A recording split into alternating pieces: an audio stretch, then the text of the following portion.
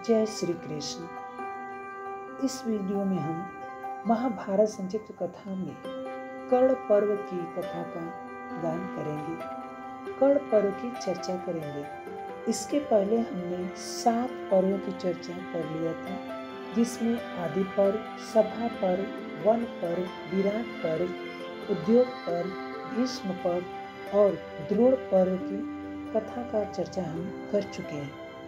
आज हम कर्ण पर्व की चर्चा करेंगे। यह एक संक्षिप्त महाभारत की कथा है। इसमें पूरी कहानी को नहीं बताया जा रहा है, इसलिए अगर इसमें कोई त्रुटि हो तो इसके लिए मैं आप लोगों से क्षमा प्रार्थी हूँ। तो चलिए शुरू करते हैं कर्ण पर्व, जिसमें हम युद्ध का, महाभारत युद्ध का 16वां और 17वां दिन की चर्चा करेंगे। युद्ध का 16वां दिन आरंभ होता है और कर्ण को सेनापति बनाया जाता है। द्रोणाचार्य की मृत्यु के पश्चात दुर्योधन ने कर्ण के कौरव का सेनापति बनने का निवेदन किया, तभी वे इसका समर्थन किया।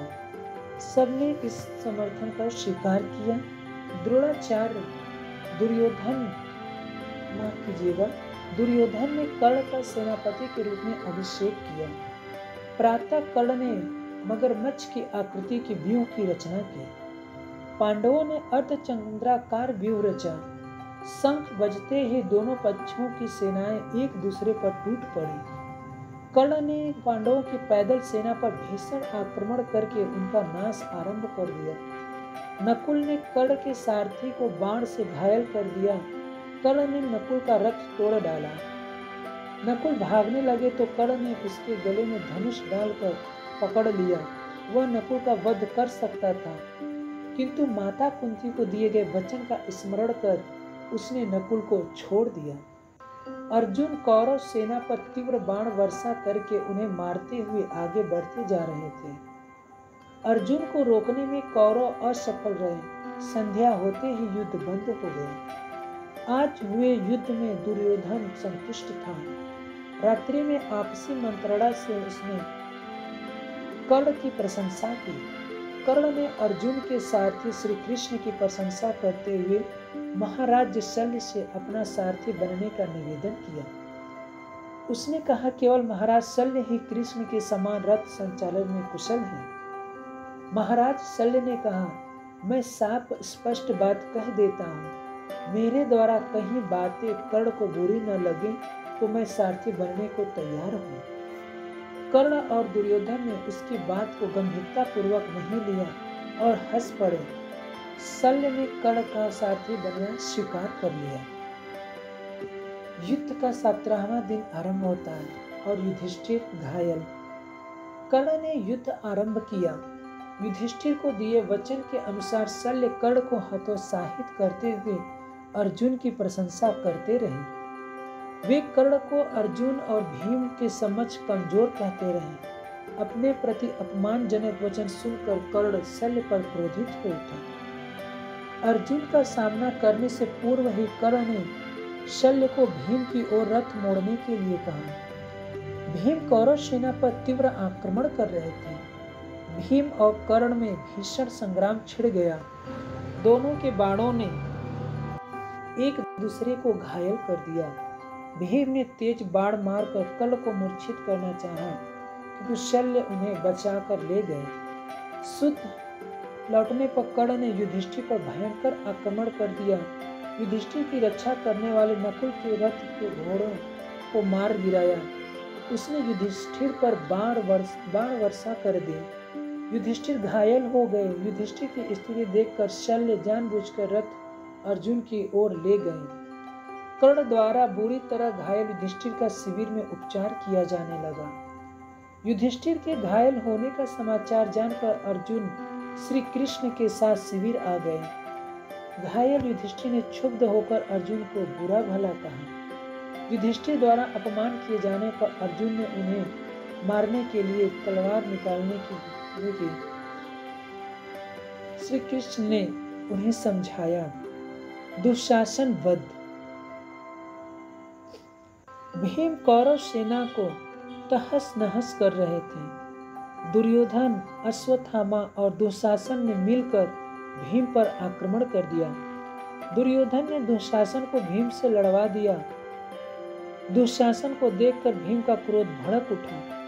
दुशासन भी संपूर्ण शक्ति के साथ भीम पर गदा से प्रहार कर रहा था। दोनों मदमस्त हाथियों के समान लड़ रहे थे। दुशासन ने भीम को घायल कर दिया। भीम उस पर और तेज प्रहार करने लगे। दुशासन थकता चला जा रहा था। भीम ने दुशासन पर तेज गदा प्रहार किया। दुशासन दूर जाकर गिर गया। भीम ने उसकी छाती पर पैर रखकर उसके दोनों हाथ उखाड़ दिए। फिर उन्होंने उसकी छाती चीर डाली और उसका रक्त पीने लगे। भीम उस समय साक्षात काल लग रहे थे। उन्होंने घोर गर्जना करते हुए कहा, कौरवों, मैंने द्रौपदी के चीर हरण करने वाले हाथों को उखाड़ने की प्रतिज्ञा की थी। मैंने दुशासन की छाती फाड़कर उसका रक्त पीने की प्रतिज्ञा भरी सभा में की थी, जो आज मैंने उसे पूर्ण किया। भीम के इस रूप से भयभीत होकर कौरव सेना भाग गई। कर्ण की वीर गति। अर्जुन और कर्ण में महायुद्ध छिड़ गया। दोनों एक दूसरे के प्राणों के प्यासे थे। कर्ण अर्जुन से पूर्व में हुई पराजयों का प्रतिशोध लेना चाह रहा था। उसके तीव्र बाण ने अर्जुन के धनुष की प्रत्यंचा काट दी। उसने बाण पर बाण छोड़ते हुए अर्जुन और कृष्ण को घायल कर दिया। अर्जुन ने नई प्रत्यंचा चढ़ाकर कर्ण और शल्य को घायल कर दिया। युद्ध में कभी कर्ण शक्तिशाली लगने लगता, कभी अर्जुन। इन दोनों का युद्ध महायुद्ध के नाम से देखे जाने लगा। इन दोनों का युद्ध देखने के लिए आकाश में देवता भी उतर आए। कर्ण ने विष बूझा नाग अस्त्र धनुष पर चढ़ाया। शल्य ने कहा, तुम्हारा यह बाण अर्जुन का सिर नहीं काट सकता। इससे तेज बाण छोड़ो कर्ण। कर्ण को क्रोध आ गया। उसने पूरी शक्ति से नागास्त्र छोड़ दिया। कृष्ण ने घोड़ों को झुका दिया और रथ को जमीन के अंदर धंसा दिया। नागास्त्र अर्जुन के मुकुट को उड़ाकर ले गया। क्रुद्ध अर्जुन ने 2 अति शक्तिशाली बाण चलाए। बाण लगते ही कर्ण के हाथ से धनुष गिर गया। वह मूर्छित हो गया। श्री कृष्ण ने अर्जुन से कहा, अर्जुन, इस समय शत्रु दुर्बल है, बाण चलाकर उसका वध कर डालो। अर्जुन दुविधा में थे, तभी कर्ण सचेत हो गया। असावधानीवश उसने उसके रथ का पहिया कीचड़ में फंस गया और वह अपनी विद्या भूल गया, क्योंकि उसे परशुराम का श्राप था कि जिस समय तुम्हें मेरी विद्या का अधिक से अधिक महत्वपूर्ण जरूरत होगी, उस समय तुम मेरी विद्या भूल जाओगी, क्योंकि उसने छल पूर्वक विद्या का ग्रहण किया था। और उधर एक ब्राह्मण के श्राप से उसका पहिया भी जमीन के अंदर फंस गया था। उसने अर्जुन से कहा, मैं रथ को पहिए को जमीन से निकालने के लिए उतर रहा हूँ, कुछ क्षण के लिए रुक जाओ, यह क्षत्रिय का धर्म है। श्री कृष्ण ने कहा, द्रौपदी का अपमान करते समय तुम्हारा धर्म कहाँ था? 7 महारथियों द्वारा शस्त्रहीन अभिमन्यु का वध करते समय तुम्हारा धर्म कहाँ था? अर्जुन ने कहा, कर्ण, अब तुम्हें धर्म का स्मरण हो आया है। शत्रु से धर्म के नाम पर भिक्षा मांगते हुए तुम्हें लज्जा नहीं आती? कर्ण समझ गया कि उसकी प्रार्थना का कोई प्रभाव नहीं होगा। उसने अर्जुन पर तेज बाण मारा। बाण के आघात से अर्जुन लगभग मूर्छित हो गए। कर्ण रथ से कूदकर कीचड़ में धंसे पहिए को निकालने लगा। श्री कृष्ण ने अर्जुन को झकझोरते हुए कहा, अर्जुन, यह शुभ अवसर है, बाण चलाकर कर्ण का सिर काट डालो। शीघ्रता करो, अन्यथा तुम कर्ण को मार नहीं सकोगे। अर्जुन निशस्त्र कर्ण पर बाण चलाने के क्षण भर के लिए हिचकिचाया। उन्होंने अगले ही क्षण आग्नेय बाण चलाकर कर्ण का सिर काट डाला। कर्ण के वीर गति को प्राप्त होते ही श्री कृष्ण ने पांचजन्य और अर्जुन ने देवदत्त शंख बजाकर पांडव सेना में हर्ष की लहर दौड़ा दी। कौरव सेना में हाहाकार मच गया। दुर्योधन को कर्ण पर ही विश्वास था। कर्ण की मृत्यु के बाद वह बिलख बिलख कर रोने लगा। रात को कौरव शिविर में उदासी और निराशा छाई थी। शल्य ने दुर्योधन को समझाया, अनीतियों पर चलने का दुष्परिणाम तुम्हारे सामने है। तुम्हारे हठ ने आज तुम्हें इस स्थिति तक पहुंचाया है दुर्योधन। नरसंहार देखकर उदास कृपाचार्य ने दुर्योधन को अब भी युद्ध रोककर संधि करने के लिए कहा। दुर्योधन ने कहा, मैं युद्ध में मृत्यु का वर्ण कर लूंगा, पर युधिष्ठिर के समक्ष याचना नहीं करूंगा। कौरव वीरों ने शल्य को सेनापति बनाने का निर्णय किया।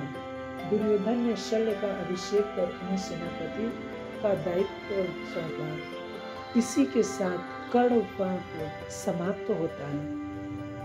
अगले वीडियो में हम शल्य पर्व देखेंगे और युद्ध का 18वां दिन।